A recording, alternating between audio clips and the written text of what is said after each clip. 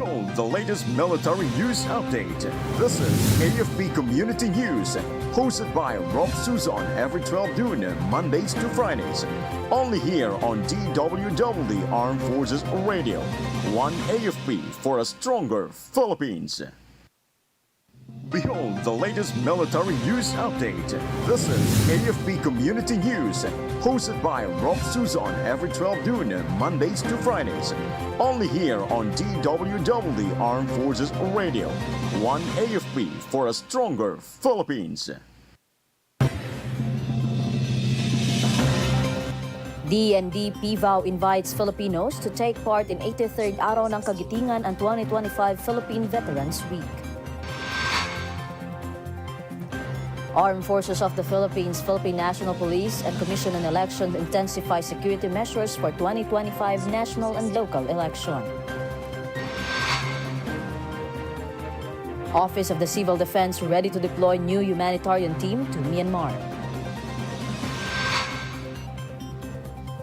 Crime rate in southern Metro Manila down by 22%.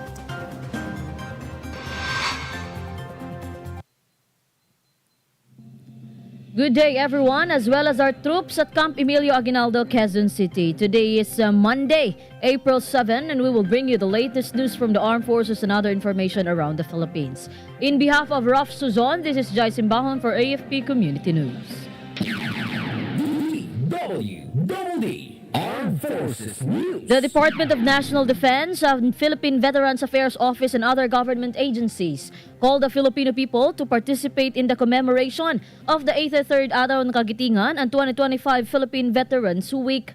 This year's celebration emphasizes the legacy of Filipino veterans in nation building.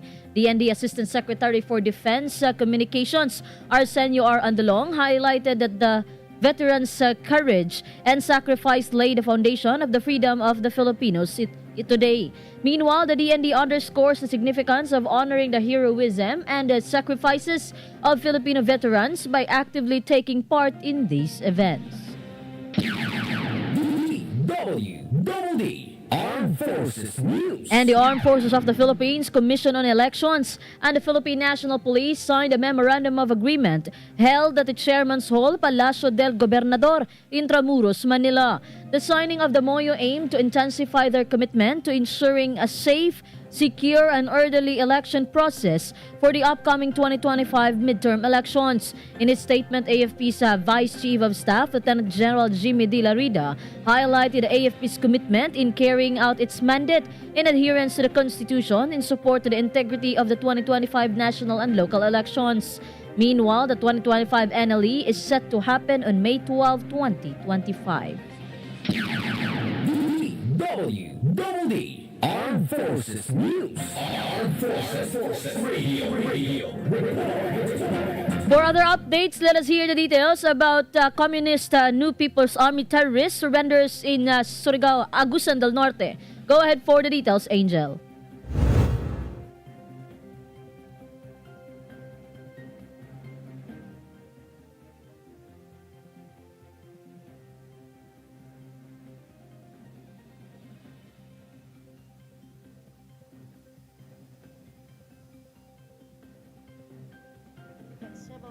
Operation by the Mobile Community Support Sustainment Program of the 29th IB.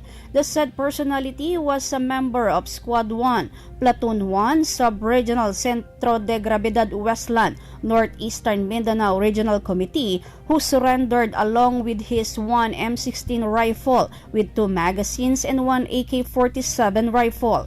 Meanwhile, Carbonilla is set to undergo the necessary processes under the Enhanced Comprehensive Local Integration Program or ECLIP, where he will receive financial assistance, livelihood support, and other benefits to help him reintegrate into the mainstream society. This is Angel Cruz Camomot reporting for AFP Community News, 1 AFP for Stronger Philippines. Thank you, Angel. DWDD Armed Forces News. And the 11th Infantry Alakdan Division and Joint Task Force Orion Commander Major General Leonardo I. Peña graced the first ever moving up and graduation ceremony of the Budbonga and Upper Sinumaan Learning Centers held at Sitio Banglot, Upper Sinumaan, Talipao, Sulu. In his keynote address, Major General Peña extends his gratitude to the organizations, government agencies, faculty and staff of both institutions, especially the socio-economic uplift, literacy, anthropological, and developmental services para sa teachers and the parents for its unwavering dedication that made the milestone possible. The activity underscored the importance of the shared commitment of the 11th ID and the schools in fostering a quality education within the learners in the said area. Meanwhile, the 11th ID leadership reaffirmed its commitment to continue supporting education and community efforts in building a peaceful and progressive future for Sulu's youth. DWDD Armed Forces News. And troops from the 98th Infantry Battalion encountered at least 20 members of terrorist group of Platoon 2 of the Ilocos Cordillera Regional Committee in Sitio Dagi, Barangay Maragat, Cabugao, Apayao. Concerned citizens from the area reported to the troops about the presence of armed NPA members, prompting 98 IB to conduct an offensive operation. The clash resulted to the recovery of various war material, including 2 M16 rifles, 1 Garand rifle, 1 M203 rifle, 1 caliber 9mm pistol, 22 IED, 8 cell phones, 1 rifle grenade, 5 magazines and ammunition, 5 SIM cards, 10 USBs, and 4 SD cards. Meanwhile, 5th ID Commander Major General Gulliver L. Senieres warned the remaining members of the NPA that they have been given enough time to surrender, and it is the military's turn to capture the members of the said armed groups wherever they are. DWDD Armed Forces News. Armed Forces Radio. On the other line, let us hear more from Gina about 2nd Civil Military Operations Battalion conducts school info awareness drive in City College of Calapan. Gina? Yes, Jai, the first exemplars company of 2nd Military Operations Battalion conducted school information awareness drive on communist terrorist group youth infiltration and recruitment held at the Calap Hall City College of Calapan. The event, in collaboration with National Intelligence Coordinating Council 4B, Philippine National Police and Department of Education, brought together 490 NSTP students in the said school. The info drive aimed to increase the level of awareness of the students on CTG youth infiltration and recruitment, youth in nation building, and youth in whole of nation approach. Meanwhile, the first CMOC of the 2nd CMO Battalion reaffirmed its commitment on school-based initiatives to thwart the youth recruitment by CTGs and will continue to work together with different agencies to protect the youth. This is Gina reporting for AFP Community News, 1 AFP for Stronger Philippines. Thank you, Gina. DWDD Armed Forces News. And the 20th Infantry Wheeled Battalion, in partnership with the Katubig Municipal Police Station, conducted a pulong-pulong held at Barangay Rojas and Hitapian, all of Katubig, Northern Samar. The said meeting aimed to foster stronger collaboration between security forces and the community in preventing terrorism, ensuring public safety, and promoting peace and development in the municipality. During the event, personnel and officers from the military and police provided lectures to the participants, including Anti-Terrorism Act of 2020 and Terrorism Financing Prevention and Suppression Act. Municipal Ordinance Number 003, Series of 2024, expressing support for the Anti-Terrorism Act of 2020, establishing sanctions for non-compliance with Resource Control Operation Terrorist Group, as well as the Executive Order Number 2024-1108-069 Series of 2024 and Localized Peace Engagement Team. Meanwhile, 20th IB reaffirmed its commitment to strengthening community engagement and enhancing local security efforts in Northern Samar. DWDD Armed Forces News. And the Office of the Civil Defense is ready to deploy, if needed, another humanitarian team to Myanmar. OCD Administrator Ariel Nepomuceno said that if Myanmar still needs help Beyond the April 1 to 12 humanitarian plan, the country could send a new group to replace the 89-member team to avoid fatigue or trauma of its members. He added that the Philippine Air Force has a C-130 ready to accommodate Filipinos who want to be repatriated. Meanwhile, the OCD said they remain hopeful that the 4 Filipinos missing during the quake will soon be found alive. DWDD Armed Forces News. Armed Forces Radio. And now let us hear a reporter on the ground about 64th Infantry Battalion leads peace covenant signing for 2025 national and local elections in Lumbaca, Unayan. Go ahead for the details, Leonor. 64th Infantry Knights Battalion, led by Lieutenant Colonel Abel Pututan, Infantry GSA Philippine Army, led the peace covenant signing held at Municipal Hall, Barangay Oriental Beta, Lumbaca, Unayan, Lanao del Sur. The said activity in partnership with the Commission on Elections, 103rd Infantry Haribon Brigade, Philippine National Police, and the local government of Lumbaca, Unayan, highlighted the electoral candidates' commitment to engage in a clean, safe, credible, and honest electoral process. 64th Infantry Battalion Commanding Officer Lieutenant Abel Pututan, GSA Philippine Army, emphasized that the true essence of public service lies in serving the people with integrity, dedication, and a sincere commitment to uplifting the community. Meanwhile, the 64th Infantry Battalion reaffirmed its commitment to continue supporting the government agencies and candidates in ensuring the municipality continues its journey toward lasting peace and progress. This is Leonor Tanap reporting for AFP Community News, 1 AFP for Stronger Philippines. Thank you, Leonor. DWDD National News. The Southern Police District has recorded a 22% drop in crimes during the first quarter of 2025. 8 focused crimes cases dropped by 348 to 272. The SPD credited the decrease in crime volume to strategic police interventions, increased visibility, and community engagement.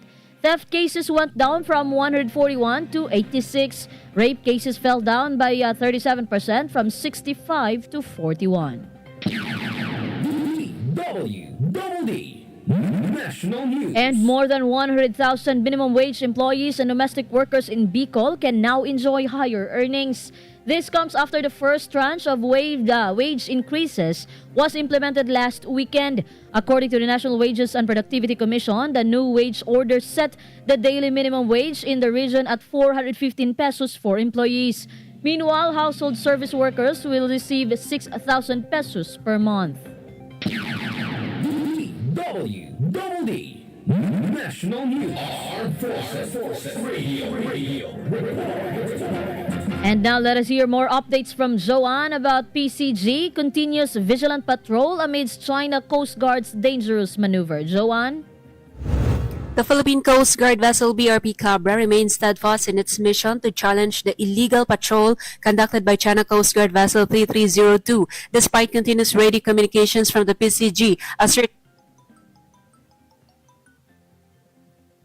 the illegitimacy of these actions. The China Coast Guard continues to claim that it is engaged in unlawful maritime operations. Significantly, the presence of BRP Cabra has effectively pushed the China Coast Guard vessel further away, now located approximately 92 to 96 nautical miles off the coast of Capones Island. This demonstrates the PCG's commitment to safeguarding Philippine maritime interests and preventing the normalization of unlawful activities by the People's Republic of China in the West Philippine Sea. Despite these provocative actions, the PCG maintains a composed and professional approach, prioritizing safety and the prevention of any untoward incidents. PCG Commandant Admiral Ronnie Hill Gavan continues to emphasize to the PCG sailors deployed in the West Philippine Sea the importance of asserting Philippine sovereignty and sovereign rights without escalating tensions. This directive aligns with the explicit guidance of President Ferdinand Marcos Jr., reinforcing the commitment of the PCG to uphold national interests while maintaining peace in the West Philippine Sea. This is John Sagao reporting for AFP Community News, 1 AFP for Stronger Philippines. Thank you, Joanne. DWDD National News. Senator Grace Poe urged concerned agencies and stakeholders to come up with innovative solutions to address call and text scams. Poe raised concern over the dramatic increase in scam calls during the first quarter of 2025. She emphasized that voice phishing or vishing attacks prey on unsuspecting Filipinos that result in identity theft and financial losses. The senator said that scammers should be tried in court and punished. Senator Win Gatchalian earlier filed a resolution seeking to conduct an inquiry into the continuous spread of tech scams. DWDD National News. And Nueva Ecija will soon be home to the Philippines' first onion research and extension center. The new facility will be located in the municipality of Bongabon. The research center will help develop ways to combat onion pests and disease and improve seed quality and farm yields. Agriculture Secretary Francisco Chu Laurel assured farmers that they will continue to improve the technical capabilities of farmers' cooperatives to help them achieve higher income.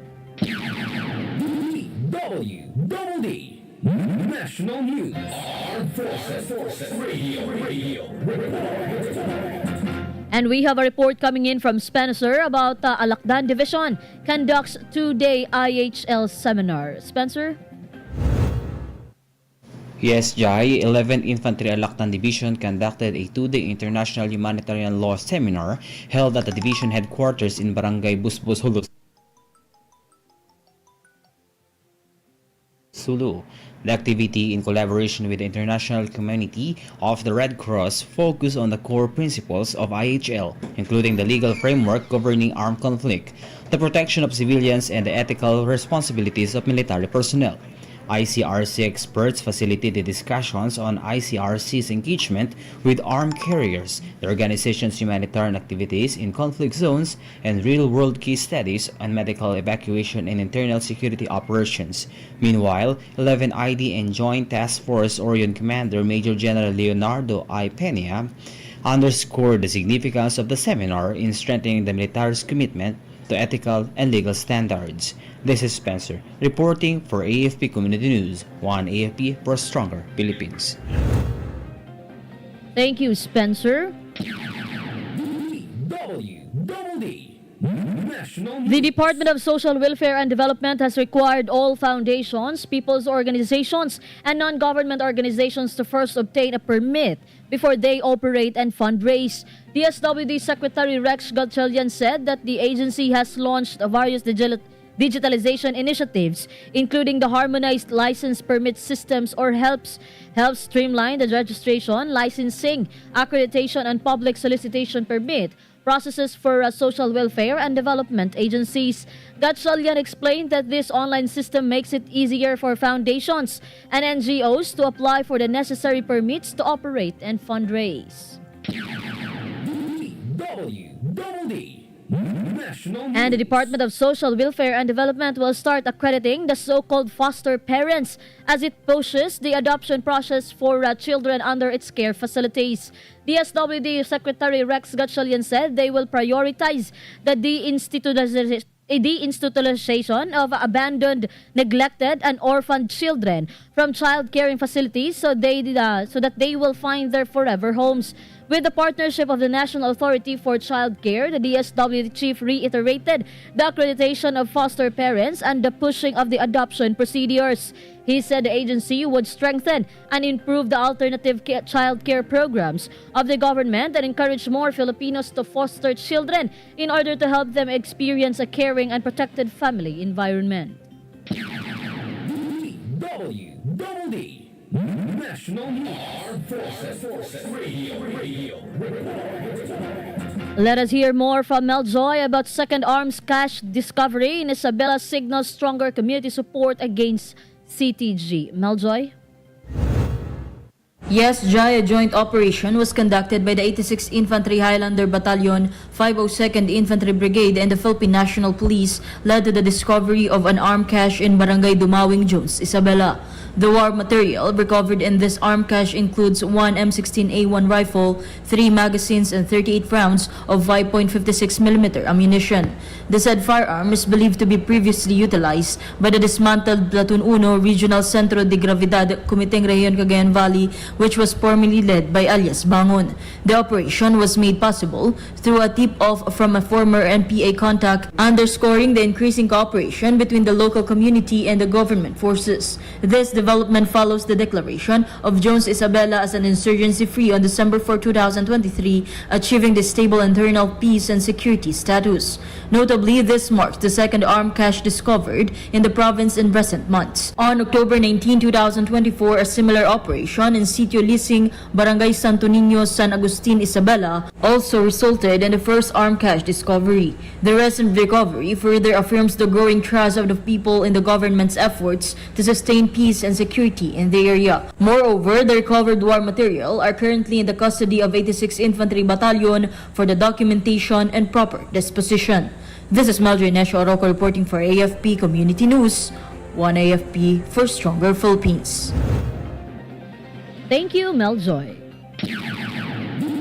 DWDD National News. And vloggers, social media influencers, and other online personalities have been invited to attend the next scheduled hearing of the House Strike Committee. The next hearing is set tomorrow, April 8. TRICOM Overall Chairman Representative Dan Fernandez disclosed that Jay Sonza, Crisette Loretta Chu, Mark Lopez, and former Press Secretary Trixie Cruz Angeles were among those asked to appear in the proceedings.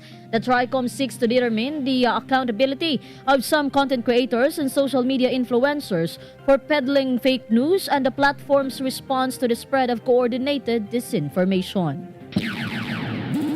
DWDD National News. And a total of 125 Filipinos who were suspected to have been hired by scam hubs abroad were stopped from leaving the Philippines last year. According to the Bureau of Immigration, the majority of those intercepted last year were forced by their recruiters to pretend to be working in local companies, mostly in call centers.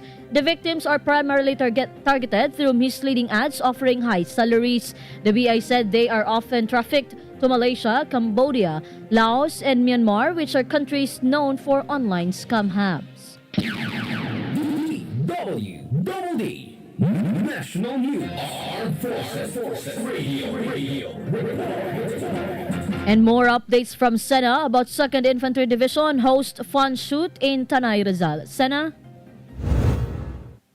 In celebration of its 49th founding anniversary, the Philippine Army's 2nd Infantry Jungle Fighter Division conducted a 2ID fun shoot at the Jensen Pistol Range, Camp Kapinpin, Tanay, Rizal. Spearheaded by 2ID Commander Major General Cerelo Balaoro Jr., the activity aimed to develop and assess the marksmanship skills of participating individuals while promoting the highest standards of safety, sportsmanship, camaraderie, and ethical conduct. The fan shoot is one of the activities lined up to mark the 49th founding anniversary of 2ID, emphasizing the division's dedication to operational excellence, team spirit, and disciplined performance in all aspects of service. This is Anna from Solcom reporting for AFP Community News, 1 AFP for Stronger Philippines. Thank you, Sena. Another update from Ali about 11th Infantry Division announces Tri-Sulu 2025 Series 2. Ali?